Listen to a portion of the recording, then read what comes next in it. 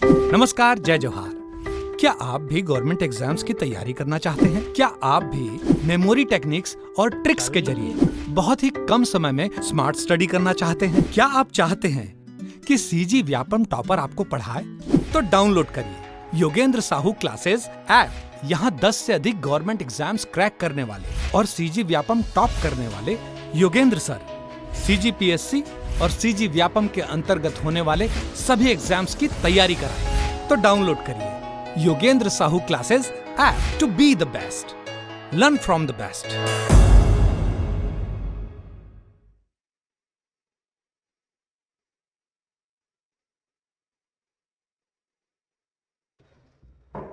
नमस्कार दोस्तों, आप सभी का स्वागत है योगेंद्र साहू ऑनलाइन क्लासेस में। मैं हूं आकाश चंद्राकर और ये जो हमारी एनटीपीसी की साइंस की जो सीरीज चल रही थी उसको फिर से कंटिन्यू करेंगे हम लोग। तबीयत थोड़ी सी ठीक नहीं थी, इस वजह से अभी ये बहुत लंबे समय से ब्रेक हो गया था। अभी भी शायद आवाज़ से आप महसूस कर पा रहे हो और हो सकता है कि अभी और जब तक पूरी तरीके से ठीक ना हो जाऊँ, बीच बीच में गैप रहेंगे। तो क्लासेस बीच बीच में आपको मिलते रहेंगे, पढ़ते रहिएगा। आपके एग्ज़ाम होने से पहले तक ये मेरी गारंटी कि सारी चीज़ें आपकी कवर हो जाएंगी, ठीक है। और हर वीडियो में बोलते आता हूँ, एनटीपीसी के लिए चल रहा है तो केवल एनटीपीसी वाले ही स्टूडेंट के काम आएगा या उसी एग्ज़ाम में काम आएगा, ये ज़रूरी नहीं है। ये आपके प्रयोगशाला परिचारक, आपके एएलपी, जेई, टेक्नीशियन, सभी वो एग्ज़ाम जिसमें साइंस का वेटेज रहता है, सब में काम आने वाला है। तो सभी प्रकार के स्टूडेंट इसको देखेंगे, फॉलो करते चलेंगे और ज़्यादा से ज़्यादा वीडियो को शेयर करते चलिएगा, ठीक है। आज जो पढ़ने वाले हम लोग नेक्स्ट टॉपिक, इसमें ग्रेविटी रहेगा। ग्रेविटी के पहले हम लोग फोर्स वगैरह, वर्क, एनर्जी, पावर, ये सब पढ़ चुके थे। ग्रेविटेशन के बारे में पढ़ेंगे। अच्छा क्वेश्चन आता है इसमें, सेंट्रल गवर्नमेंट के एग्जाम में आपको देखने के लिए मिलेगा। पहला क्वेश्चन क्या बोलता है इसमें देखते हैं।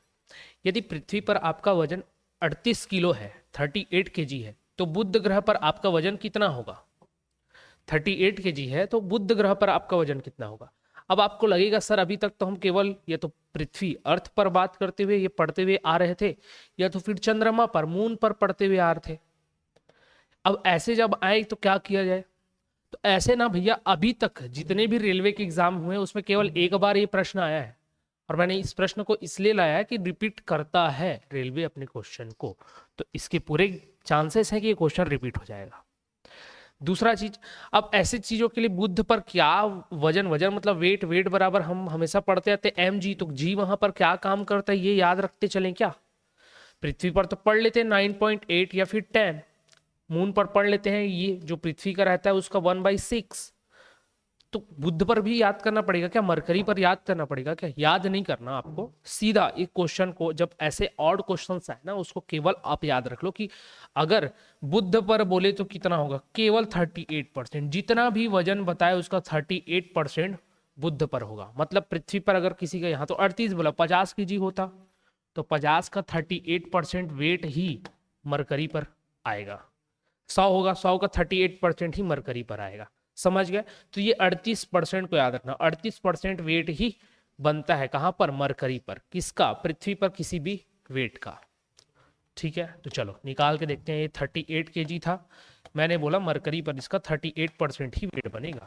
38% तो परसेंट आप हटाओगे तो बाई 100 इसका मल्टीप्लीकेशन करोगे, ठीक है। तो ये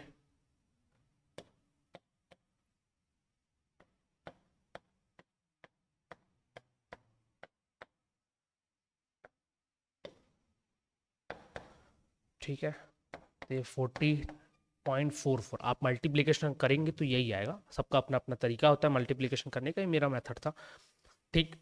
तो ये मल्टीप्लीकेशन आप करेंगे तो इसके माध्यम से ये आएगा। बटे में नीचे में 100 था करके 2 अंक के बाद दशमलव, तो 14.44 किलो समथिंग आएगा बुध पर। ऑप्शन डी में ये दिख रहा है मिलते हुए, तो 14.3 इसका राइट आंसर होगा लगभग, ठीक है। जैसे ये मैंने कैलकुलेशन किया। अब आपके एनटीपीसी में केवल साइंस बस नहीं, मैथ्स भी है। तो आप जब सभी सब्जेक्ट की अच्छे तरीके से तैयारी करना चाहते हैं तो हमारे कोर्स के साथ जुड़ सकते हैं। एनटीपीसी का कोर्स हम लोगों ने लॉन्च किया हुआ है हमारे इंस्टीट्यूट के माध्यम से, बहुत ही कम कीमत पर 799 पर अवेलेबल है। आप उसको परचेज कर लीजिए और अपनी तैयारी को सुदृढ़ बनाएंगे, ठीक है। चलिए आगे बढ़ते हैं। सेकंड क्वेश्चन, सार्वत्रिक गुरुत्वाकर्षण जी का एसआई मात्रक क्या है? आंख मूंद के कह सकता हूं कि आपको ये एग्जाम में देखने को मिलेगा ही मिलेगा। कारण क्या है, ये इतना इंपॉर्टेंट क्वेश्चन है कि अभी तक जितने बार भी एग्जाम हुए होंगे ये पूछा है जी के बारे में। इसका एक्चुअल वैल्यू क्या होता है 6.67, ये आपको पूछेगा। ठीक है, इसका मात्रक क्या होता है पूछेगा ही पूछेगा। इसका मान बदलता है या नहीं बदलता, तो नहीं बदलता, सार्वत्रिक बोला है ना, यूनिवर्सल। तो जब भी कोई भी चीज यूनिवर्सल कांस्टेंट के रूप में लिया जाता है उसका मान कहीं पर भी नहीं बदलता है। तो ये भी हमेशा, मतलब वैक्यूम में भी इसका वैल्यू वही रहेगा जो एयर में है, जो आपके लिक्विड में है, जो पृथ्वी पर है, जो पृथ्वी के नीचे है, जो चंद्रमा पर है, जो मरकरी पर है, जो मार्स पर है, हर जगह इसका मान सेम टू सेम रहेगा जी का मान। ये होता है यूनिवर्सल। अब इसका मात्रक पूछा है, ऐसा मात्रक, तो आपको जी की वैल्यू सबसे पहले पता होनी चाहिए। तो ये आता है आपका F equal to G M upon R square. इस फॉर्मूले से आप ना, अगर आपको ये फॉर्मूला है तो आप आसानी से फिर इसका मात्रक निकाल सकते हैं। अगर आपको याद नहीं है, याद हो तो होगा तो अच्छी बात है, डायरेक्ट बी इसका आंसर है, न्यूटन मीटर स्क्वायर पर केजी स्क्वायर। ठीक है, नहीं पता तो ये फॉर्मूला आपको याद होना चाहिए, किसका है, गुरुत्वाकर्षण बल का फॉर्मूला होता है। अब इसमें जी निकालना था तो जी बराबर ये, मैं आपको डिराइव्ड करके बता रहा हूँ ताकि आपके माइंड में बैठ जाए। ठीक है, बाकी तो बताने के लिए मैं तुरंत बताकर आगे बढ़ सकता था। न्यूटन होता है फोर्स का, ये आर क्या होता है, रेडियस बोलता हूँ, डिस्टेंस होता है, डिस्टेंस का स्क्वायर मतलब मीटर स्क्वायर, तो मीटर मतलब कैपिटल एम का स्क्वायर। और क्या बचा आपका नीचे एम, और ये एम क्या मास को बताता, मास मतलब केजी, तो ये 1 केजी 2 केजी, केजी 2 बार है तो मतलब केजी स्क्वायर। ये होता, ऐसा किसी भी फॉर्मेशन में नहीं था, किसी भी फॉर्मेशन में नहीं था, लेकिन केजी को हम लोग जब ऊपर ले जाएंगे तो माइनस हो जाएगा घात में, तो ये वाले में दिख रहा था, इसलिए आपका राइट आंसर है। ठीक है, चलो आगे चलते हैं। किसी स्टूडेंट को ऐसा लग रहा होगा कि सर आप बोल तो रहे हो कि बाकी ये स्टेट लेवल के एग्जाम में भी काम आएगा, आजकल तो कूट वाले क्वेश्चन ज़्यादा आ रहे हैं, इसी को ना कूट में बदल देते हैं, ज़्यादा कुछ नहीं होता। ठीक है, आप लोगों की हमेशा ये कंप्लेंट रहता है कि सर उस टाइप का क्वेश्चन कराओ, उस टाइप का क्वेश्चन कराओ, अगर आपके सिंगल लाइन भी क्वेश्चन बहुत अच्छे तरीके से है ना, अगर आपने बहुत बेहतरीन तरीके से थ्योरी पढ़ा और single line question, one liner question भी करके रखे हुए हैं, वैसे तो हम कूट वाले क्वेश्चन भी लेकर आते हैं, सभी तो नहीं रहते लेकिन लेकर आते हैं। अगर आपने करके रखा हुआ है वन लाइनर क्वेश्चन भी, तो आपको ज़्यादा मेहनत करना नहीं पड़ेगा, आपको आसानी से समझ में आ जाएगा। ठीक है, तो जो चीज़ पहले आपके पास अवेलेबल है ना, उस पर ज़्यादा अच्छे से मेहनत करो, फिर उसके बाद की चीज़ें खुद होती चली जाती है।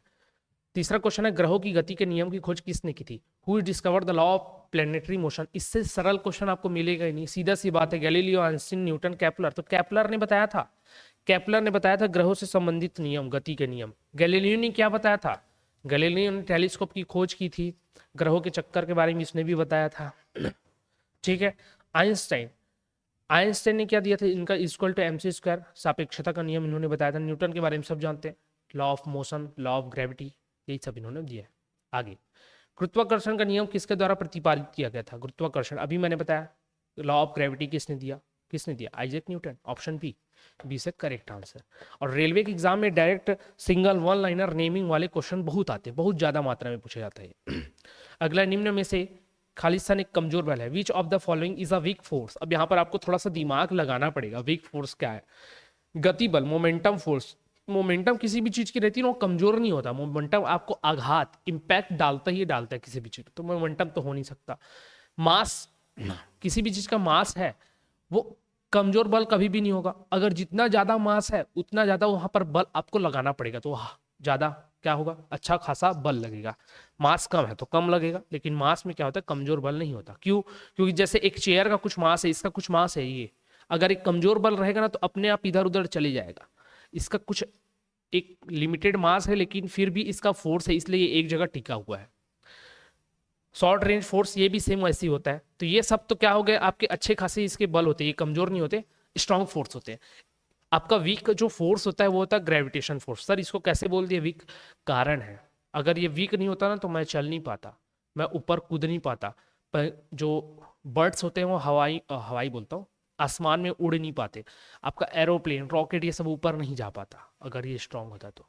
पत्ते अगर टूटते तो नीचे नहीं गिरते, बारिश की बूंदें नीचे नहीं आती, क्योंकि ये वीकर होता है। तो जैसे ही ये बल, इससे थोड़ा सा हल्का सा ज्यादा बल लगाते हो, कोई भी चीज ग्रेविटी के अपोजिट काम करने लग जाता है, इसलिए ये वीकर होता है। ठीक है, तो सबसे कमजोर बल अगर कभी भी पूछे तो गुरुत्वाकर्षण बल ही सबसे कमजोर बल होता है। अगला, गुरुत्वाकर्षण नियतांक g का मान क्या होता है? What is the value of gravitational constant? तो ये होता है 6.67, देखो सब में दिया 6.67 6.67 6.67। ठीक है, आपको अभी मैंने इसका क्या बताया था? मात्रक बताया था। मात्रक क्या बताया था? न्यूटन मीटर स्क्वायर पर केजी स्क्वायर। ऑप्शन में देखो कहाँ पर दिख रहा है आपको न्यूटन मीटर स्क्वायर पर केजी स्क्वायर, क्योंकि सब में 10⁻⁻11 सब में है, सामने के 3 डिजिट सब में समान है। किस में दिख रहा है? तो न्यूटन इसमें भी नहीं था, इसमें भी नहीं था, तो हो ही नहीं सकता। आया न्यूटन इसमें, तो हाँ ये दोनों होने के चांसेस है पूरे पूरे। फिर मीटर स्क्वायर भी दोनों में है, हाँ पूरे पूरे चांसेस है। लेकिन यहाँ पर केजी दिया है और यहाँ पर केजी इनवर्स दिया है। भैया जब पर केजी स्क्वायर आप लिख रहे हो तो माइनस की घात लगाना ही नहीं पड़ेगा। अगर माइनस लगा रहे हो तो ये नहीं आएगा, तो ऑप्शन आपका डी करेक्ट होता है। तो ये मत देख लेना कि यहाँ पर भी पर केजी दिया है, यहाँ पर भी केजी स्क्वायर दिया, लेकिन किसमें माइनस की घात है और किसमें प्लस की घात है ये आपको देखना है। तो ऑप्शन डी आपका करेक्ट होता है। 6.6734 भी याद रख लो, इंटू 10⁻⁻11 न्यूटन मीटर स्क्वायर पर केजी स्क्वायर। अगला, ब्रह्मांड में किन्हीं दो निकायों के बीच गुरुत्वाकर्षण बल किस पर निर्भर करता है? The gravitational force between any two bodies in the universe does not depend on, किस पर? उनके बीच की दूरी पर बिल्कुल करता है, उनके द्रव्यमानों के गुणनफल पर करता है, गुरुत्वीय स्थिरांक पर करता है, उनके द्रव्यमान के वियोग पर। इस पर नहीं करता। और किस पर नहीं करता ये पूछा था, नहीं पूछा था, तो ऑप्शन डी आपका है। क्योंकि अभी मैंने आपको फॉर्मूला बताया था capital M small M upon R square. तो ये क्या हो गया? मास का गुणनफल बोला ना, प्रोडक्ट ऑफ देयर मास, सही है।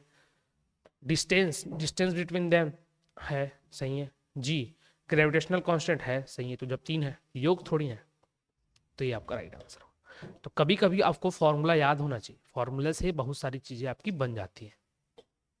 अगला प्रश्न, दो वस्तुओं के बीच की दूरी को यदि 2 गुना कर दिया जाए तो इन दोनों के बीच बल पर क्या प्रभाव पड़ेगा? ठीक है, अभी फॉर्मूले में क्या था? बट्टे में था, आर स्क्वायर नीचे था ना, बीच की दूरी को 2 गुना कर दिया जाए, बोल रहा है डिस्टेंस को डबल कर दो। तो डिस्टेंस जब डबल कर दो तो 2 का स्क्वायर हो जाएगा, मतलब 4r स्क्वायर। ये तो आपका एक्चुअल में फोर्स का, एक्चुअल फोर्स के फॉर्मूले में ये आता था। कितने टाइम से बढ़ गया? 4 टाइम्स। लेकिन कैसे? मल्टीप्लीकेशन में कि डिवाइड में? तो डिवाइड में बढ़ा है। तो जब भी दूरी को 2 गुना 3 गुना 4 गुना जितना भी गुना किया जाए, जितना भी मल्टीप्लाई टाइम उसको बढ़ाया जाए, उसका स्क्वायर कर देना, तो 2 गुना का 4 हो गया वो। तो 4 गुना क्या होगा? बढ़ेगा कि घटेगा? तो बटे में आ रहा है ना, 1/, में आ रहा है, तो कम होगा। तो क्या होगा? इसका मान कम हो जाता है। गुरुत्वीय त्वरण का मान कम हो जाता है, गुरुत्वीय बल का मान, सॉरी गुरुत्वीय बल 4 गुना कम हो जाएगा, क्योंकि बटे में। अगर यही बोलता कि हाफ कर दे, तो अगर हाफ कर दे तो 1/r/2, मतलब r/2 का होल स्क्वायर करते तो r/4 आता, 4 ऊपर चले जाता, तभी 4 गुना बढ़ जाता। ठीक, तो ये चीज को समझना, अगर मैथ्स आपका स्ट्रांग है तो ये चीज इजिली समझ में आया। अगला, निम्न में से कौन सा कथन असत्य है? Which of the following statement is false? G का मान चंद्रमा पर पृथ्वी पर उसके मान के समान ही होता है। तो ये तो सही है, अभी मैंने बताया हमको असत्य, हमको फॉल्स ढूंढना है, तो ये तो करेक्ट हो गया। ठीक है, 1 मीटर की दूरी पर रखे 2 किलोग्राम वाले 2 द्रव्यमानों के केंद्रों के मध्य गुरुत्वाकर्षण बल 26.368 इंटू 10⁻11 न्यूटन होता है। हो सकता है, क्यों? क्योंकि 1 मीटर की दूरी बोल रहा है तो बटे में 1 का स्क्वायर होगा। 2 किलोग्राम में 2 मतलब 2 दूनी 4 हो जाएगा, और जी की वैल्यू होती है 6.67। जब 4 से इसको गुना करोगे तो 4 छक्का 24 तो यही होता है, और इसको गुना कर 4 7 28 का 8, 2 4 छक्का 24, 26 का 6 हासिल आया 2। हाँ, तो बिल्कुल यही आएगा लगभग। ठीक, तो ये तो सही है, सही है बोल सकते हैं इसको। ठीक, आगे क्या है? बल 2 वस्तुओं के मध्य की दूरी के वर्ग के व्युत्क्रमानुपाती होते हैं, ये भी सही चीज है, तो ऑप्शन डी बचा, वही आपका गलत होगा। 2 वस्तुओं के मध्य गुरुत्वाकर्षण बल उनकी बीच की दूरी को आधा कर देने पर 2 गुना हो जाता है। 2 वस्तुओं के मध्य गुरुत्वाकर्षण बल उनकी बीच की दूरी को आधा कर देने पर 2 गुना, नहीं 2 गुना नहीं होगा, 4 गुना होगा। अभी मैंने इसको समझाया आपको, 4 गुना हो जाएगा। तो कौन सा इसमें पूछा जा रहा है कि कौन सा गलत है? तो भैया ये केवल डी गलत है, केवल डी, ऑप्शन नंबर सी आपका राइट आंसर हो जाएगा। Only D is wrong. अगला, गुरुत्वाकर्षण द्वारा किया गया कार्य किस पर निर्भर करता है? On what does the work done by gravity depend? किस पर करेगा? तो गुरुत्वाकर्षण द्वारा किया गया कार्य किस पर निर्भर करेगा कि ग्रेविटी कहाँ कहाँ पर लागू हो रही है। देखते हैं, वस्तु की आरंभिक और अंतिम अवस्थाओं के ऊर्ध्वाधर ऊंचाइयों के अंतर पर, मतलब पहले कहाँ था और अंत में कहाँ था, क्या इस पर करेगा? बिल्कुल यहीं पर ही करेगा। अगर मैं जमीन की सतह पर जुड़ा हुआ हूं तो मुझ पर ग्रेविटी एक्चुअल में उतना ही काम कर रही होगी, लेकिन मैं एक सर्टेन हाइट पर ऊपर की ओर चले जाऊं तो हो सकता है ग्रेविटी का असर मुझ पर थोड़ा कम या ज्यादा पड़े। तो ये सही है। ऊर्ध्वाधर ऊंचाइयों के अंतर पर, on the difference in the vertical height of the initial and final states of the object, ये करेक्ट आंसर है। ऊर्ध्वाधर ऊंचाइयों के अंतर पर पड़ता है, ठीक है, क्षैतिज पर नहीं, ऊर्ध्वाधर पर ही पड़ेगा, तो इस पर डिपेंड करता है। वस्तु की प्रारंभिक के परिवर्तन में अंतर पर नहीं, ऊंचाइयों में ही रहता है एक्चुअल में। ठीक, चलो आगे। तो इसका राइट आंसर क्या हो जाएगा आपका? Option A. 11वां, सार्वत्रिक गुरुत्वाकर्षण नियतांक जी की खोज किसने की थी? हेनरी कैवेंडिश ने की थी। इसने हाइड्रोजन की भी खोज की है, हेनरी कैवेंडिश। इसी व्यक्ति ने गुरुत्वाकर्षण नियतांक जी का खोज किया था। आगे, निम्नलिखित में से कौन सा कथन गलत है? अब इस स्टेटमेंट को पढ़ना है, आपको समझना होगा। अगर आपने थ्योरी अच्छे से पढ़ रखा होगा तो आपको ये बन जाएगा। अगर थ्योरी नहीं पढ़ा है, पढ़ना चाहते हैं तो हमारे कोर्स के साथ जुड़ सकते हैं, मैंने बताया हुआ है, ठीक है। तो विच of the following statement is incorrect, गलत कौन सा है देखो। तो चंद्रमा पर जी का मान पृथ्वी के मान के बराबर है, तो सही बात है, ठीक है। एक दूसरे से 1 मीटर की दूरी पर रखी हुई दो वस्तुओं के बाद सेम चीज था ये। आगे, न्यूटन की गुरुत्वाकर्षण का नियम प्रयोगशाला में ही मान्य है। न्यूटन की गुरुत्वाकर्षण का नियम प्रयोगशाला में ही मान्य है, ये भी सही बात है। ये गलत बात है, केवल वहां थोड़ी ना मान्य है, तो हर जगह मान्य है। ऑप्शन सी इसका राइट आंसर हो जाएगा। कौन सा? Option C. जो गुरुत्वाकर्षण का मान है वो केवल प्रयोगशाला में नहीं, हर जगह मान्य है। तभी तो हम लोग अभी खड़े हैं, तो ग्रेविटी के कारण कहीं पर भी कोई भी चीज नीचे की ओर गिर रहा है ग्रेविटी के कारण, कोई भी चीज पृथ्वी से बंध कर रखा हुआ है ग्रेविटी के कारण। तो केवल प्रयोगशाला में नहीं, हर जगह लागू है, ठीक है। आगे, यदि दो वस्तुओं के बीच की दूरी सामान्य दूरी से 6 गुना अधिक हो जाए तो फोर्स क्या हो जाता है? क्या बोल रहा है? वस्तुओं के बीच की दूरी पर किस प्रकार इफेक्ट करता है फोर्स? स्क्वायर के फॉर्म में। सामान्य दूरी से 6 गुना हो जाए, अच्छा 6 गुना हो जाए तो 6r का होल स्क्वायर हो जाएगा, मतलब ये 36r स्क्वायर आएगा, मतलब 36 गुना कम हो जाएगा, ये हो जाएगा 1/36 गुना हो जाएगा, सीधी। और यही क्वेश्चन बार बार हर अलग अलग नंबर के साथ पूछा गया है। आप 2004 के क्वेश्चन पेपर उठाकर देखो, 2008 के देखो, 2012 के देखो, 16 के देखो, 20 के देखो, 20-22 में जो भी एग्जाम हुए थे, 22 में, हाँ 22 तक ही हुए थे इसके, जो दोनों सीबीटी थे, उस सभी एग्जाम में आप देखोगे, इवन एनटीपीसी बस नहीं बोल रहा, इवन आप ग्रुप डी के एग्जाम में देखो, जब ये क्वेश्चंस पूछे गए हैं इस चैप्टर से, ये जो नंबर वाले क्वेश्चन होते हैं ना, 6 गुना कर दिया, 8 गुना कर दिया, 12 गुना कर दिया, ये आपको देखने को ही मिलेगा। तो ग्रेविटी से वाले क्वेश्चन बहुत आते हैं, फॉर्मूला बेस्ड क्वेश्चन ज्यादा आते हैं। अगला प्रश्न, गलत कथन को चुनना है, ठीक है। और ऐसे क्वेश्चन जो गलत सही को चुनने के लिए बोलते हैं ना, वो डिपेंड करता है कि आपकी थ्योरी में कितना पकड़ है, आपने कितने अच्छे से चीजों को समझा है ग्रेविटी में, तब ये बता पाओगे। गुरुत्वीय त्वरण जी पिंड के रूप, आकृति एवं द्रव्यमान पर निर्भर नहीं करता, सही बात है, नहीं करता। गुरुत्वीय त्वरण ध्रुवों पर अधिकतम होता है, सही बात है। भूमध्य रेखा पर न्यूनतम होता है। यदि लिफ्ट, सब सही था ये, यदि लिफ्ट किसी त्वरण से ऊपर की ओर जा रही हो तो किसी पिंड पर का आभासी भार उसके वास्तविक भार से कम लगे, नहीं। जब भी आप लिफ्ट में ऊपर की ओर जाते हो ना, तो आपका भार बढ़ा हुआ आप महसूस करते हो, खुद में देखना। जब आप लिफ्ट कभी यूज करोगे, किसी मॉल में जाओगे या किसी बड़े हॉस्पिटल में जाओगे, तो अगर आप लिफ्ट यूज करोगे तो आपको फीलिंग आएगा कि आप जब ऊपर जा रहे हो तब आपको अपना भार बढ़ा हुआ, जब आप नीचे आ रहे हो तो हल्का महसूस होता है। तो क्या बोला है, ऊपर की ओर जा रही हो तो किसी पिंड का आभासी भार वास्तविक भार से कम नहीं होता, ज्यादा लगता है। तो ऑप्शन डी गलत है। क्या गलत है? डी। लिफ्ट के बारे में 4 स्टेटमेंट समझ लो यहीं पर। जब भी आप किसी त्वरण के साथ ऊपर की ओर जाओगे, भार बढ़ा हुआ महसूस करोगे। जब भी किसी लिफ्ट में नीचे की ओर आओगे, भार कम महसूस करोगे। जब भी एक समान त्वरण से ऊपर या नीचे जाओगे, मतलब जी के बराबर अगर हो जाता है ना, तो आपको भार शून्य महसूस होगा, मतलब कोई परिवर्तन महसूस नहीं होगा, ठीक है। सामान्य रूप से आप जैसे पृथ्वी पर खड़े हो वैसा महसूस करोगे। लेकिन अगर यहीं पर ये जी का मान से ये ए का मान जी के मान से ज्यादा हो जाए, जी के मान से अगर ज्यादा हो जाए, मतलब ए इज ग्रेटर देन जी हो जाए, तब उस केस में आप क्या करोगे कि आप लिफ्ट की छत पर जाकर टकरा जाओगे, लिफ्ट की छत पर जाकर टकरा जाओगे, ठीक है। और अभी अगर कभी एक और केस, 1 2 3 4 5वां केस, ये चौथा केस था, 5वां केस समझ लो कि अगर ये लिफ्ट टूट जाए, ब्रेक हो जाए, इसकी जो डोरी है वो ब्रेक हो जाए, तो ब्रेक हो जाए जब ना आप एक क्या बोलते हैं, भारहीनता की स्थिति से नीचे की ओर गिरोगे, मतलब एक मुक्त पिंड, स्वतंत्र पिंड, एक फ्रीली ऑब्जेक्ट के भांति गिरने लगोगे। ठीक है, तो याद रखना। आगे, मुक्त रूप से गिरना केवल किस में संभव है, वातावरण में, एयर में, वैक्यूम में। केवल और केवल वैक्यूम में ही आप क्या कर सकते हो, एक फ्री फॉल महसूस कर सकते हो, फ्री फॉल गिर सकते हो। बाकी किसी भी जगह पे आप महसूस नहीं करोगे कि आप फ्री फॉल गिर रहे हो। कारण क्या है, वहां किसी ना किसी प्रकार के मीडियम में फ्रिक्शन लगेगा। फ्रिक्शन मतलब जैसे एयर में आप पत्ते को छोड़ोगे ना, तो पत्ता ऐसे लहराते लहराते गिरता, क्या, एयर फ्रिक्शन उसके पूरे सरफेस एरिया पर लगता है। ठीक है, एटमॉस्फेयर में, कैसा भी एटमॉस्फेयर ले लो, लिक्विड वाले लोगे तो भी धीरे धीरे ही जाएगा। जैसे पत्थर को पानी में छोड़ो तो धीरे धीरे जाता है, लेकिन हवा में छोड़ो तो तेजी से जाता है। क्यों, पानी में फ्रिक्शन ज़्यादा है, एयर में फ्रिक्शन कम है। तो एटमॉस्फेयर कैसा भी रहे, फ्री फॉल नहीं गिर पाएगा। केवल वैक्यूम, वैक्यूम में कुछ भी नहीं रहता, पूरा खाली रहता है, इसलिए वो फ्री फॉल गिर पाता है। आगे, एक वस्तु का द्रव्यमान 10 किलोग्राम है, पृथ्वी पर इसका भार क्या होगा। जी की वैल्यू लेना बोल रहा है 9.8 मीटर पर सेकेंड। और हमारे पूरे सीरीज में मैंने आपको बोला है कि जहां पर न्यूमेरिकल चीज़ों की जरूरत है हम लोग न्यूमेरिकल को बिल्कुल करते हुए चलेंगे, क्योंकि एनटीपीसी के एग्जाम में न्यूमेरिकल पूछा ही जाएगा।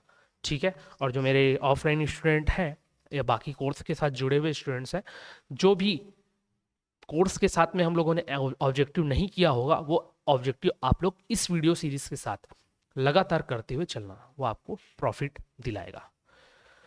चलो अब इस प्रश्न को करते हैं। 10 किलोग्राम है, ठीक है, पृथ्वी पर इसका भार क्या होगा, भार, वेट। तो डब्लू वेट से हम लोग डिनोट करते हैं, ये होता है m इंटू जी। m आपका मास होता है, जी उसका ग्रेविटेशन एक्सेलरेशन होता है, ग्रेविटेशनल एक्सेलरेशन होता है। मास कितना, 10 kg, मुझे जी लेने बोला 9.8, मल्टीप्लीकेशन करूंगा कितना आएगा 98, तो 98 इसका वेट होगा। अब बात आता है कि वेट कम है, जो यूनिट न्यूटन में लूं कि किलोग्राम में लूं। यहां पर देखो किलोग्राम भी दिया है, यहाँ न्यूटन भी दिया है, किस में लूं। तो हमेशा जब भी वेट का बात करता है ना, कहाँ गया वेट, भार का बात करता है ना, तो भैया ये आपको न्यूटन में लेना है, क्योंकि वेट एक प्रकार का फोर्स होता है। क्या होता है, एक प्रकार का फोर्स होता है। क्यों फोर्स हो गया सर, फोर्स इसलिए होगा क्योंकि फोर्स का फॉर्मूला होता है द्रव्यमान गुना त्वरण। वेट में भी क्या आ रहा है, द्रव्यमान आ रहा है, यहाँ पर भी द्रव्यमान आ रहा है, वेट में भी त्वरण आ रहा है, जी के फॉर्म में, यहाँ पर भी जी के, ए के फॉर्म में, इसलिए क्या हो जाता है, आपका फोर्स हो जाता है। ठीक है, तो बारीक सा जो अंतर रहता है वो भी क्यों होता है मैंने आपको समझा दिया है, तो इस चीज को समझते हुए चलना। अगला प्रश्न, जी की इकाई त्वरण की इकाई के समान अर्थात क्या है। जी मतलब क्या होता है भाई, ग्रेविटेशनल फोर्स, उसका, या सॉरी फोर्स नहीं, ग्रेविटेशनल एक्सेलरेशन, तो उसका एक्सेलरेशन की इकाई के समान है, मतलब क्या होगा, मीटर पर सेकेंड स्क्वायर, मीटर पर सेकेंड स्क्वायर। आगे, गुरुत्वाकर्षण का मान r के मान के अनुसार बदलता है, मतलब ग्रेविटी का जो वैल्यू है वो r मतलब डिस्टेंस के अकॉर्डिंग बदलता है। यदि छात्र को g का मान कहां पर न्यूनतम प्राप्त होगा, ठीक, r यहाँ पर शायद रेडियस होगा, डिस्टेंस जो मैं बोल रहा था रेडियस होगा, किसका रेडियस, पृथ्वी का रेडियस। ठीक, तो ये भूमध्य रेखा पर न्यूनतम कहां पर प्राप्त होगा बोल रहे हैं, भूमध्य रेखा पर, ट्रॉपिक ऑफ कैंसर पर, पोल पर, या फिर ट्रॉपिक ऑफ, सॉरी ये कैप्रिकॉन है, कैप्रिकॉन मतलब मकर रेखा, और ट्रॉपिक ऑफ कैंसर मतलब आपका कर्क रेखा। तो कहां पर ये मिनिमम प्राप्त होगा ऐसा बोला जा रहा है। तो मिनिमम जो होता है हमेशा आपके भूमध्य रेखा पर प्राप्त होता है। कहां पर, भूमध्य रेखा पर। ऐसा क्यों होता है सर, अगर किसी के मन में डाउट आ रहा हो तो आपको मैं थोड़ा सा जियोग्राफी भी समझा ही देता हूँ। ये हमारे ना पृथ्वी का स्ट्रक्चर है, इक्वेटर हमारा ऐसे चलता है, ये हमारा रेडियस होगा, मान के चलता हूँ 3D फॉर्मेट में तो दिखा नहीं सकता अभी पृथ्वी को 3D में, ये बीचों बीच एक सेंटर होगा।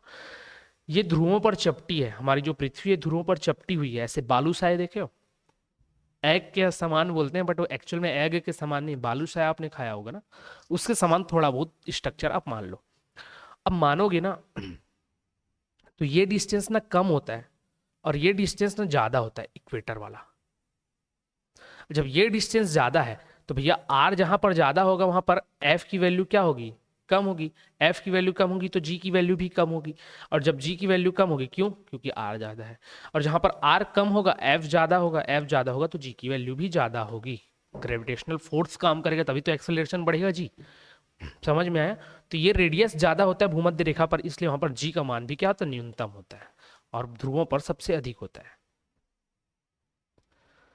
यदि किसी व्यक्ति का द्रव्यमान पृथ्वी की सतह पर 60 केजी है, तो पृथ्वी की सतह पर उस व्यक्ति का द्रव्यमान कितना होगा? सिंपल सी बात है, जो ग्रेविटेशनल एक्सेलरेशन होता है ना, जी, गुरुत्वीय त्वरण का मान पृथ्वी पर अगर जी है तो वो चंद्रमा पर आपका होता है G/6, मतलब 1/6 टाइम कम हो जाता है। तो जैसे यहाँ पर वेट उसका द्रव्यमान 60 केजी है ना, तो अब ये गलती नहीं कर देना कि सर 60 केजी बटे 6 बताए थे तो ये हो जाएगा 10, नहीं होगा, गलत है।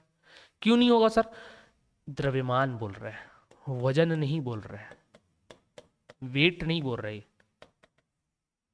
ठीक है? फर्क है भैया दोनों चीजों में। वजन बोले mg आता है, वेट बोले mg आता है। वेट और वजन की बात नहीं कर रहा, तो किसकी बात कर रही है? द्रव्यमान। द्रव्यमान, मास, मास कभी भी चेंज नहीं होता, मास कभी भी चेंज नहीं होता, यूनिवर्सल चीज है। मतलब कि अगर मेरा मास 70 केजी होगा तो मैं चंद्रमा पर भी चले जाऊंगा ना तो मेरा मास 70 केजी होगा, मेरा वेट बदल जाएगा। 1/6 टाइम मल्टीप्लीकेशन करूंगा उसमें तो मेरा वेट बदल जाएगा, क्योंकि वेट के लिए मैं क्या यूज करता हूँ? mg। अभी तो केवल m की बात हो रही है, ये m कभी चेंज नहीं होगा। तो यहाँ पर भी 60 केजी ही आपका आंसर आएगा, 10 नहीं मार देना भैया, 10 वस नहीं आएगा यहाँ पर, कितना आएगा? तो 60 केजी आएगा। क्लियर? चलो, गुरुत्व जी के कारण त्वरण क्या होता है? गुरुत्व जी के कारण त्वरण क्या होता है? स्मॉल जी बराबर होता है आपका कैपिटल Gm/r²। ये होता है फॉर्मूला, देख लो किसमें है, Gm/r², ऑप्शन नंबर डी। ठीक है, ये स्मॉल जी का फॉर्मूला है, रेलवे के एग्जाम में बहुत पूछा जाता है। आगे, अच्छा, और इसी चीज से भी समझ सकते हो, इसी फॉर्मूले से देखो, जो इससे पहले वाला क्वेश्चन था, आर इक्वेटर पर, भूमध्य रेखा पर आर की वैल्यू ज्यादा है, तो भैया अगर ये वैल्यू ज्यादा है तो जी की वैल्यू अपने आप कम हो जाएगी। और पोल्स पर, ध्रुवों पर आर की वैल्यू कम है, ये वैल्यू कम है जब, तो इसकी वैल्यू खुद भी खुद ज्यादा हो जाएगी। तो इक्वेटर पर इसकी वैल्यू कम होती है और पोल्स पर इसकी वैल्यू ज्यादा होती है। ये फॉर्मूले से भी आप समझ सकते हो। अगला प्रश्न, चंद्रमा पर जी का मान पृथ्वी पर जी के मान का 1/6 है, अभी मैंने समझाया। यदि कोई व्यक्ति पृथ्वी पर 1.5 मीटर ऊंचा है, उछलता है, तो चंद्रमा पर वह कितनी ऊंचाई तक उछल सकता है? सिंपल सा चीज है, अब आपको अभी बताता हूँ। मैं आपको बोल रहा हूं, अभी मैंने आपके पैरों पर कुछ बांध नहीं रखा है, तो आप मान के चलो 4 मीटर तक ऊपर कूद पाते हो, जमीन की सतह से 4 मीटर तक ऊपर कूद पाते हो, जब मैंने आपके पैरों पर कुछ नहीं बांधा है तो। ठीक है, अब मैं बोलूं कि आपके पैरों पर मैं 10 किलोग्राम वेट बांध देता हूं, 10 किलोग्राम वेट बांध देता हूं, और अब उछल कर दिखाओ, तब अब इस केस में आप जो 4 मीटर उछल पा रहे थे ना, अब हो सकता है कि आप 2 ही मीटर मैक्सिमम उछल पाओ। क्यों? क्योंकि अब आपके पैरों पर वेट बढ़ा हुआ है, पहले नहीं था, बढ़ा हुआ है। सेम चीज यहां पर समझना, और वो जो बढ़ा वाला वेट है वो पृथ्वी के केस में, तो पृथ्वी के केस में जी का मान जी होता है और इसके केस में होता है 1/6। तो यहां पर जब आप उछलोगे ना, तो ग्रेविटी जब ज्यादा काम करेगी तो आप नीचे की ओर ही आओगे, ज्यादा ऊपर नहीं जा पाओगे। लेकिन यहां पर ग्रेविटी की मान ही कम है, ग्रेविटेशनल एक्सेलरेशन ही कम है, 1/6 टाइम है, तो 1/6 टाइम ही आप क्या होगे? ऊपर उछल पाओगे, ज्यादा उछल पाओगे ना भाई। 10 किलो वेट था तो आप 2 ही मीटर कूद पाए, 10 किलोग्राम जो वेट है मैं उसको हटा देता हूं, तो आप कैसे करोगे? 10 किलो वेट हटने के बाद और ज्यादा कूद पाए ना, कारण क्या है? वेट कम हो गया। तो भाई ग्रेविटेशनल फोर्स, नीचे की ओर लगने वाला फोर्स जब कम हो जाएगा तो आप ज्यादा उछल पाओगे। तो इसने बोला कि यदि कोई व्यक्ति पृथ्वी पर 1.5 मीटर ऊंचा उछल जाता है, इसके कारण 1.5 मीटर तक उछल रहा था, अब यही वैल्यू 1/6 टाइम कम होगी, तो भैया जितना कम होगा उतना ज्यादा नहीं उछलेगा, तो 6 टाइम बढ़ा दो, सीधा सीधा लॉजिकल। 9.0 मतलब 9 मीटर तक वो उछल पाएगा। तो जब भी ऐसा क्वेश्चन आए, सीधी सी बात रहेगी, अगर आपको पूछेगा कि 4 मीटर कूदता है पृथ्वी पर, तो चंद्रमा पर जाने पर कितना कूदेगा? मल्टीप्लाई 6 कर दो। उल्टा दे, चंद्रमा पर अगर कोई व्यक्ति मान के चलो 6 मीटर कूदता है, 6 मीटर तक उछलता है, तो पृथ्वी पर कितना? तो 6 मीटर अगर चंद्रमा पर, अगर मून पर, इस पर अगर 6 है, और आपको अर्थ पर पूछे तो इसको 6 कर दो। क्या कर दो? 6 कर दो। ठीक है, समझ में आया? तो जहां पर कम हो जाता है, जहां पर वैल्यू कम हो रही है वहां पर मल्टीप्लाई करना, और जहां पर वैल्यू ज्यादा रहती है वहां पर डिवाइड करना। अगला प्रश्न, मान ले एक काल्पनिक ग्रह जिसका द्रव्यमान पृथ्वी के आधे के बराबर और त्रिज्या 1/3 के बराबर है। ठीक है, यदि पृथ्वी की सतह पर गुरुत्वाकर्षण के कारण त्वरण जी है तो उस पर गुरुत्वाकर्षण के कारण त्वरण कितना होगा। ओके, क्या बोला इसने, काल्पनिक ग्रह ले रहा था, एक इमेजिनरी प्लेनेट के बारे में बात कर रहे हैं। द्रव्यमान मास बोल रहा है पृथ्वी के आधे के बराबर है, ठीक है, मास जो है आधा है, और रेडियस 1/3 के बराबर है। रेडियस जो हम लोग नीचे में लेते हैं 1/3 के बराबर है। यदि पृथ्वी की सतह पर गुरुत्वाकर्षण के कारण त्वरण जी है तो उस ग्रह पर गुरुत्वाकर्षण के कारण त्वरण कितना होगा। त्वरण का जी का फॉर्मूला क्या था, जी डैश, ये तो यूनिवर्सल है, कैसा भी चीज लो ये तो चेंज नहीं हुआ। अब मास चेंज हो गया था हाफ और रेडियस हो गया था 3 जी डैश के लिए, ठीक है। लेकिन ये आर रहता है क्या, नहीं, ये तो आर स्क्वायर रहता है, स्क्वायर ले लिया। एक्चुअल फॉर्मूला ये होता है ना आपका G M upon R square. G तो चेंज नहीं होगा, एम हाफ करने बोला हाफ कर दिए, रेडियस को 1/3 करने बोला 1/3 कर दिया। अब इसको जब सॉल्व करोगे तो क्या निकलेगा, जी एम बाई 2, यहाँ का नीचे ही आएगा 2, आर का स्क्वायर हो जाएगा, और ये 3 का स्क्वायर 9 होगा, 9 बटे नीचे का ऊपर में आएगा, ये बच क्या रहा है 9/2 G M upon R square. ये जो G M upon R square यही क्या होता है, एक्चुअल जी का वैल्यू होता है। तो जब जी डैश बराबर मैं क्या लिख सकता हूँ 9/2 G M upon R square, actual G है ये आएगा।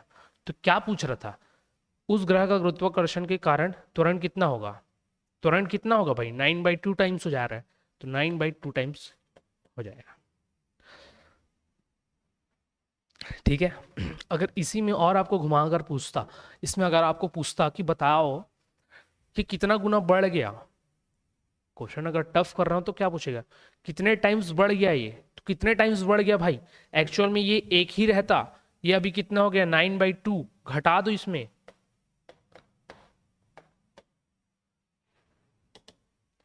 घटा दो 7/2, 7/2 गुना बढ़ गया है वो। अच्छा इसमें नहीं बताना, इस फॉर्म में नहीं बताना, 7/2 के फॉर्म में तो क्या लिखेगा 7/2 को 3.5, 3.5 गुना बढ़ गया है। पहले का कितना हो गया है, तो पहले का कितना हो गया है बोलेगा तब आपको नहीं घटाना है। अलग अलग क्वेश्चन के मैं फॉर्म बता रहा हूँ, कितना गुना बढ़ गया बोला ना, बढ़ गया बोला तो आपको घटा के बढ़ाना बताना पड़ेगा। लेकिन पहले का कितना गुना हो गया बोलेगा, तो पहले का कितना गुना हो गया 9/2 गुना हो गया है, तो 9/2 गुना बोलोगे तो फिर 4.5 गुना, तो कितना होगा, तो यही होगा 4.5 गुना होगा, ठीक। तो ये चीज़ों को थोड़ा सा आपको सोच के चलना है कि मैथमेटिक्स में कैसे हमको पूछा जाता है प्रश्न, परसेंटेज में, प्रॉफिट एंड लॉस में, उस टाइप से कभी कभी इसमें भी फिजिक्स में भी घुसा दिया जाता है कि आप बताओ ये कैसे होगा। चलो, चंद्रमा की सतह से लाए गए चट्टान पर क्या असर होगा, इसके भार में परिवर्तन होगा, इसके द्रव्यमान में परिवर्तन होगा, इसके द्रव्यमान और भार दोनों में परिवर्तन होगा, इसके द्रव्यमान और भार दोनों समान रहेंगे। तो क्या असर होगा, द्रव्यमान तो कभी भी किसी भी चीज का नहीं बदलता, मैंने हमेशा आपको बता कर रखा हुआ है, तो ये तो कभी भी नहीं बदलेगा भाई, क्या नहीं बदलेगा, द्रव्यमान तो कभी भी नहीं बदलेगा। कहाँ गया, ये तो नहीं बदल सकता। फिर द्रव्यमान में परिवर्तन होगा, ये तो नहीं बदल सकता। द्रव्यमान समान रहेंगे तो भार भी समान रहेगा कि नहीं, भार बदलेगा ना, कैसे बदल जाएगा सर भार, ग्रेविटी पृथ्वी पर जी होती है, चंद्रमा पर G/6 होती है। अब उस चीज को यहां लाओगे, यहां पर काम कर रहा था आपका mg/6 वेट, और यहां पर क्या काम करेगा mg काम करेगा, तो भैया बढ़ गया ना, भार बदल गया कि नहीं, 6 गुना बढ़ जाएगा यहाँ, समझ में आया, ये असर होता है। पृथ्वी की सतह पर गुरुत्वीय त्वरण 9.8 मीटर पर सेकेंड स्क्वायर है, यदि पृथ्वी की सतह से इसकी त्रिज्या 1 से 10 ऊंचाई पर त्वरण का मान लगभग क्या होगा। इसमें क्या पूछा आपको कि पृथ्वी की सतह पर गुरुत्वीय त्वरण 9.8 मीटर पर सेकेंड स्क्वायर है, एक्चुअल बात है, इतना सबको मालूम होता है, इतना ही होता है करके, ठीक है। अब पृथ्वी की सतह से उसकी त्रिज्या की, ये 1 से 10 नहीं है, ये 1/10 होगा, ठीक है, प्रिंट मिस्टेक है, ऐसे होगा 1/10, 1/10 ऊंचाई पर त्वरण का मान लगभग क्या होगा, 1/10 हाइट पर लेकर जाना है। अच्छा चलो ठीक है, एक्चुअल में जो जी होती है वो क्या होता है, G/m/r², यही होता है। उसने क्या बोला, उसने बोला कि भैया ये तो वही है, मास को भी चेंज नहीं कर, बस हाइट बढ़ा रहे हैं, 1/10 मतलब r/10, इस हाइट पर बताओ बोल रहा है, ठीक है, सॉल्व करके देखते हैं। ये हो जाएगा आपका 10r+1 11r। एक्चुअल में सॉल्व करोगे तो क्या आएगा, ये आपका GM/121r² बटे में 10 का 100। ठीक है, तो r² GM/ मतलब ये हो गया आपका 100/121 GM/r²। और ये एक्चुअल वैल्यू होता है g के बराबर। तो हम अभी g' निकाल रहे हैं, मान के चलो, है ना। ये भी हम लोग यहाँ से निकाल रहे हैं g' की वैल्यू। तो g' निकाल रहे हैं, नया वाला एक्चुअल वाला ये होता है, तो नया वाला निकाल रहे हैं। ये एक्चुअल वाले की वैल्यू होती है, और एक्चुअल वाले की वैल्यू सबको मालूम है कितना होता है, 9.8 देकर रखा है। ठीक है, आगे इसको सॉल्व करें तो क्या हो गया, 980/121। सो सॉल्व करें तो ये कितने बार में गया, 8 बार में जा रहा है, 12×8 = 96 तक जाएगा। ठीक है, 980 968, 12 बचा, 12 बचेगा, मैं दशमलव लगा लेता हूँ, 0 उतारता हूँ, नहीं जाएगा, फिर 0 उतारूंगा, फिर 0 लगाऊंगा। 1200 है, 1200 121 है, लगभग ये 9 बार में जाएगा। 9 एकम 9, 9 दूनी 18, 9 1089, 9 बार में गया।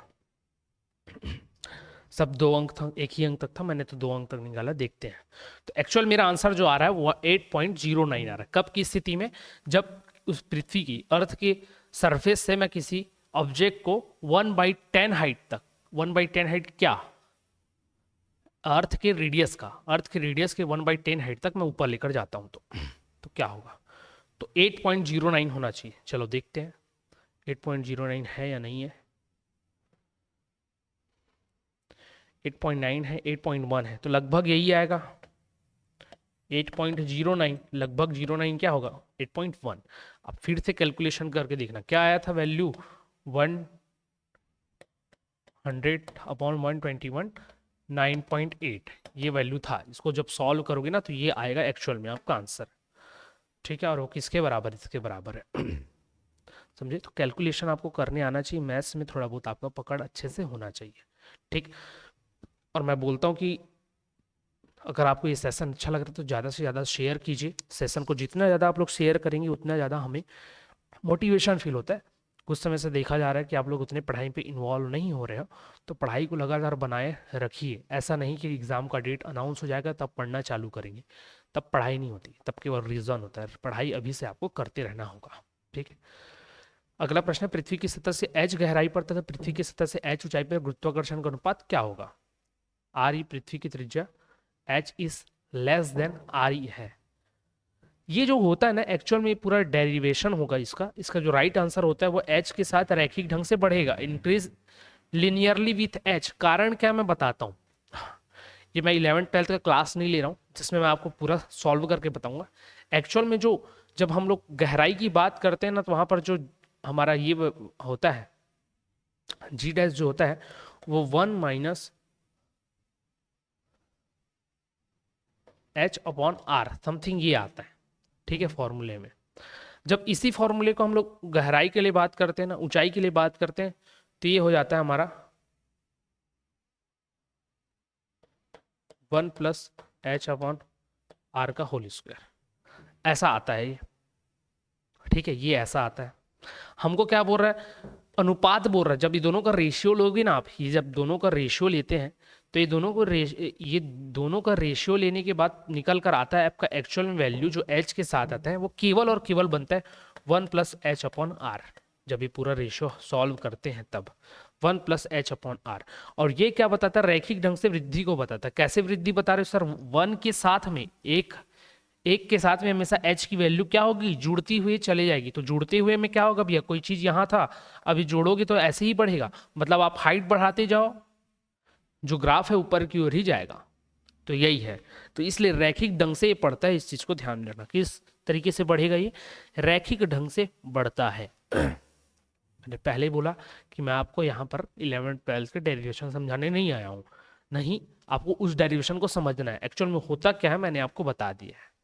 ठीक, और कुछ जगहों पर आपको लॉजिक ध्यान में रखना होता है, वहां पर ज्यादा समय देने से अच्छा है कि उस चीज को आप याद रख लो। ठीक है, समय आपका बचेगा, आप बाकी चीजों में भी ध्यान दे पाओगे, क्योंकि केवल साइंस नहीं है, आप में केवल साइंस में केवल और केवल फिजिक्स नहीं है, आपको केमिस्ट्री भी पढ़ना है, बायो भी पढ़ना है, साथ में मैथ्स रीजनिंग को भी पढ़ना है। इसलिए जो चीज़ में जितना समय देना उतना ही देना पड़ेगा आपको। अगला है 80 मीटर की ऊंचाई से एक गेंद गिराई जाती है, चौथे सेकंड में तय की गई दूरी क्या होगी। ठीक है, ये ध्यान रखना, रेलवे ऐसे क्वेश्चन से खेलता है। जब भी ऐसा आएगा ना तो हम लोग ये वाला फॉर्मूला पढ़ते हैं, UT plus half A T square, क्योंकि दूरी निकालने बोल रहा है, यहाँ पर चेंज कर लो। जब भी चौथे सेकंड, पांचवें सेकंड ऐसे वाले बोले ना तो इसमें आपका u हो जाएगा प्लस हाफ जी 2t-1। इस फॉर्मूले से इसको सॉल्व करना, क्या करना, 2t-1 से सॉल्व करना, हाफ 2t-1 से। जब भी चौथे सेकंड में दूरी, 15वें सेकंड में क्या दूरी होगी, इसी फॉर्मूले को याद रखना, लिख लो। प्रारंभिक वेग हमेशा क्या होगा, जब भी आप किसी चीज को कहीं से गिराओगे तो शुरू में तो स्थिर अवस्था में होगा, तो इसका स्पीड हमेशा 0 हो जाएगा। हाफ ग्रेविटी कितना होता है, 9.8 होता है। आप 10 लेकर बनाना, क्योंकि 10 इसमें दिया हुआ है तो हम 10 लेकर बनाते हैं। ठीक है, 2 टी कितना बोल रहे हैं चौथे सेकंड में, -1, सॉल्व करते हैं, 5 आएगा, ये 5 धन 4 दूनी 8 और ऋण 1 गुना है, मल्टीप्लिकेशन में ब्रैकेट है तो 4 दूनी 8 और ऋण 1 7, 7 पंचे 35, तो 35 मीटर चौथे सेकंड में वो केवल और केवल 35 मीटर की दूरी ही तय कर पाएगा। ठीक है, तो इसमें सर 80 का कोई काम था क्या, नहीं था, बस आपको बताया जाता सर्टेन हाइट, वो केवल और केवल बताने के लिए रहता है, उसका कोई काम नहीं रहता। ये ध्यान रखना, आपको समय की आवश्यकता थी मेन। अगला प्रश्न, यदि ऊपर की ओर फेंकी गई एक वस्तु का प्रारंभिक वेग 14 मीटर पर सेकंड है, इनिशियल वेलोसिटी की बात कर रहा है, तो उसे अपने प्रारंभिक बिंदु तक पहुंचने में कितना समय लगेगा। मतलब अब वो वापस अपने ही स्थान पर, जो पहले का उसका स्थान था, उसी स्थान पर पहुंचना चाह रहा है। ठीक है, तो सिंपल सा प्रश्न, इसका गति के 3 नियम होते हैं, 3 समीकरण होते हैं, 3 समीकरण में से पहले वाले से आप बना सकते थे, v = u + at। यहाँ पर a क्या हो जाएगा, g। सर g क्यों आ जाएगा यहाँ पर, क्योंकि ऊपर फेंक रहे हैं, ऊपर से नीचे जब आएगा तो कौन सा काम करेगा, ग्रेविटेशनल एक्सेलरेशन ही काम करेगा, गुरुत्वीय त्वरण ही काम करेगा। अंतिम वेग नहीं पता मुझे, प्रारंभिक वेग दिया तो ये मैं 0 लेकर चलूंगा। अंतिम वेग क्या होगा, प्रारंभिक वेग क्या होगा, 14 होगा, प्लस ये क्या है, ग्रेविटी को मैं 10 लेकर चलता हूँ और ये मैं माइनस लेकर चल रहा हूँ। सर माइनस क्यों लेकर चल रहे हो, माइनस लेकर चलने का कारण क्या है। ठीक है, माइनस लेकर चलने का मेन कारण ये है क्योंकि मैं ऊपर भेजा हूं और प्रारंभिक बिंदु तक पहुंचने पर बोल रहा है, तो भैया जब मैं ऊपर की ओर फेंकूंगा तो एक सर्टेन डिस्टेंस तक जाने में उसको गुरुत्वाकर्षण के विपरीत काम करना पड़ेगा। तो कैसे लगेगा, ये नेगेटिव ही लगेगा। और टाइम क्या दिया है मुझे, पूछ रहे, टाइम ही तो पूछ रहे। ठीक है, ये इधर आ जाएगा तो हो जाएगा आपका 10t 14, t बराबर चाहिए तो 14/10, ये आ गया 1.4। देखो 1.4 आसपास किसी में आ रहा है क्या, इसी में आ रहा है आंसर। सर इसमें 1.43 है, ये 9.8 लेकर बनाओगे तो शायद उतना आ जाए, लेकिन हमको क्या करना है, अपना स्मार्ट वर्क यूज करना है। 10 लेकर मैं देखता हूँ भाई, क्योंकि अभी अगर मैं वैल्यू को ज़्यादा लेता तो ये वैल्यू कम आती। ठीक है, ज़्यादा लिया हूँ तो वैल्यू कम आई है, 0.4 तक रुक गई है। अगर मैं इसी वैल्यू को 0.98 कर दूं तो वैल्यू ज़्यादा आ जाएगी, 4-3, मतलब 40 हो लगा ना। अगर मैं 2 डिजिट लूँ तो 40 है, तो 40 ज़्यादा बड़ा है कि 43 ज़्यादा बड़ा है, 43 ज़्यादा बड़ा है। कारण क्या रहा होगा, अपन 9.8 लिया होगा, लेकिन आप अप्रॉक्स वैल्यू लेकर आसपास लेकर चल सकते हो। 1.4 यहाँ पर भी है, 1.4 यहाँ पर भी होता है, या यहाँ पर होता, तब मैं 9.8 में कूदता। आगे, एक ट्रक किनारे से फिसलकर 1.6 सेकंड में जमीन पर गिर जाता है। किनारा जमीन से कितना ऊंचा होगा, कितने सेकंड में गिर रहा है, बोला 1.6 सेकंड में गिर रहा है। एस से बना लो, ut + हाफ at²। सर अभी इससे क्यों बना रहे हो आप, क्योंकि इसमें 1.6 सेकंड में वो गिर जाता है बोल रहा है, मतलब अंतिम तरीके से पहुंच चुका है ये बता रहे हैं। मतलब डेस्टिनेशन क्या होता है, जहां पर पहुंचा जाए, गिरने का डेस्टिनेशन वो जमीन रहा होगा, जिस भी हाइट से गिरा होगा, वो बता दिया कि इतने सेकंड में पहुंच जाता है। तो मुझे एक्चुअल दूरी ही तो निकालनी है, एक्चुअल डिस्प्लेसमेंट ही तो निकालना है, इसलिए मैं इस फॉर्मूला का यूज कर रहा हूँ। ठीक है, जहां पर मुझे चौथे सेकंड, 5वें सेकंड में कितना दूरी तय करेगा ये पूछा जाएगा, तब मैं वो वाला फॉर्मूला यूज करूंगा, 2t-1। ठीक, तो एस मुझे निकालना था। इनिशियल वेलोसिटी नहीं पता होता तो 0 ही लूंगा, तो कोई भी टाइम से मल्टीप्लीकेशन करो 0 ही आएगा, हाफ ए क्या लूंगा, ग्रेविटी को ही लूंगा क्योंकि नीचे की ओर गिर रहा है तो 10। ठीक है, यहाँ पर माइनस क्यों नहीं लिया सर? अब ये नीचे गिरने की बात कर रहा था, उससे समय ऊपर जाकर ऊपर की ओर फेंकने के बाद नीचे आने की बात कर रहा था, तो फेंकने के लिए तो माइनस काम करोगे ना पहले, तब तो नीचे आएगा। ठीक, यहाँ पर डायरेक्ट गिरने की ही बात कर रही है इसलिए पॉजिटिव में लिया। टी की वैल्यू कितनी दी थी 1.6, स्क्वायर है तो 2 टाइम्स ले लो, सिंपल सा चीज है। एस निकाल लेते हैं, ये 5 आ गया, 5 आ गया। 1.6 16 का स्क्वायर अगर मिले 2.56 होता है। पॉइंट सर क्यों लगा दिए, 0.1 0.1 दो दशमलव के बाद लग गया। 5 से और गुना कर दो इसको,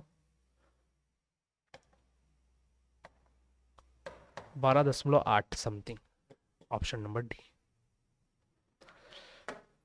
ठीक है, उतने एनर्जेटिक तरीके से शायद मैं आप लोगों को डिलीवर अभी ना कर पा रहा हूँ, हेल्थ इशू थोड़ी सी चल रही है। जिस दिन ये अच्छे से पूरी तरीके से रिकवर कर जाऊंगा फिर हम लोग पुराने एनर्जी के साथ पढ़ना चालू कर देंगे। 29वां क्वेश्चन देखते हैं, चंद्रमा पर आवाज क्यों नहीं सुनी जा सकती? ये तो अब आप ही लोग कमेंट करके बताना। ये बच्चों वाला प्रश्न है, रेलवे पूछता है और ये आप सभी लोग को पता है कि क्यों चंद्रमा पर हम लोग नहीं सुन सकते।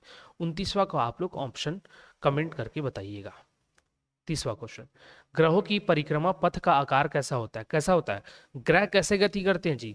ग्रह गति करते हैं भैया एलिप्टिकल शेप में, ऐसे एलिप्टिकल के 2 केंद्र होते हैं जिसमें से एक सेंटर पर, एक फोकस पर, सेंटर नहीं बोलते हुए, एक फोकस पर आपका सन रहता है और बाकी सभी के सभी उसके ग्रह इसी तरीके से एलिप्टिकल शेप में चारों तरफ चक्कर लगाते हैं। तो क्या होता है, सॉरी एलिप्टिकल बोलता हूं,